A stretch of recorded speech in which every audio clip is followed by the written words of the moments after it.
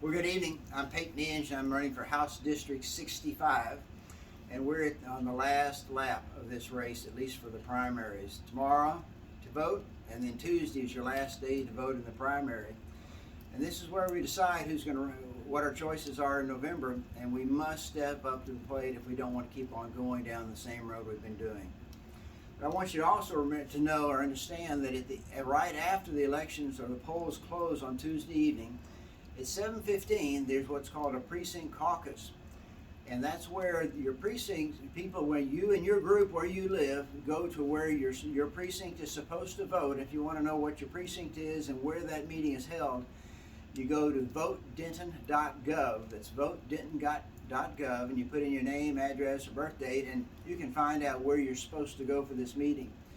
And you go, and if you're the first one there, just ask the election judge for the red envelope, and he will give it to you, or he or she will give it to you, and in that are the instructions how to hold that precinct caucus or precinct convention.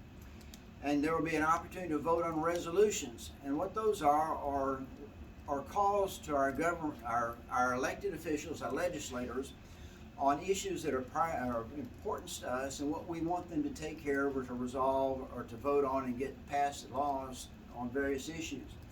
And one that I have drafted, I actually drafted back in 2020, calling for a special session. It was passed by Senate District 12 and Senate District 30 by an overwhelming majority, but our Governor Abbott ignored it, our legislators ignored it.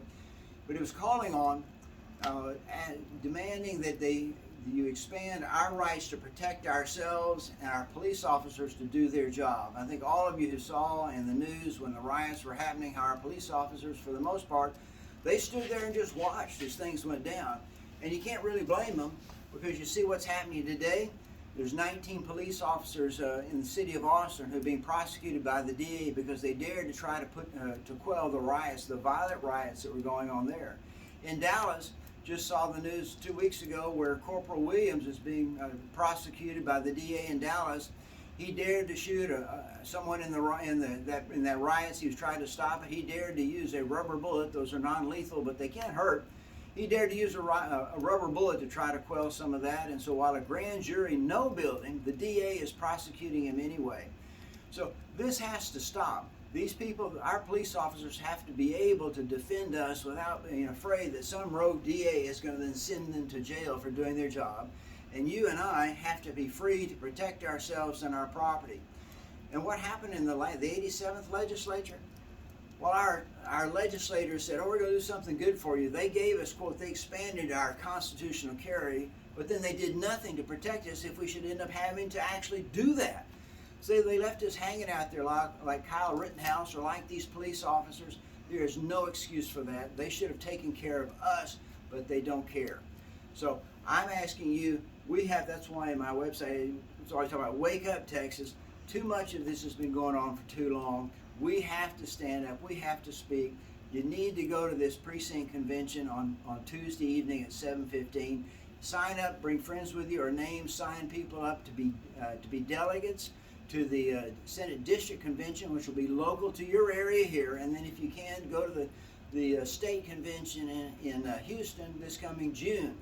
You've got to speak up and do this stuff. So you can find the resolution that I want you to actually take with you. This has defending our persons and the police being able to defend us as well. There's a resolution that'll be on my website. That's TexansForPeyton.com. That's TexansForPeyton.com. That's FOR, so TexansForPeyton.com.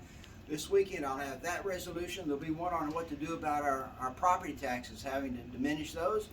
And the last one that I'll have up there will be how we vote on the chairman of our Republican Party county chairmen, and changing how we do that to get someone who's more reflective of us. So there'll be three resolutions on my website. That's TexansForPeyton.com. So I encourage you to go out there.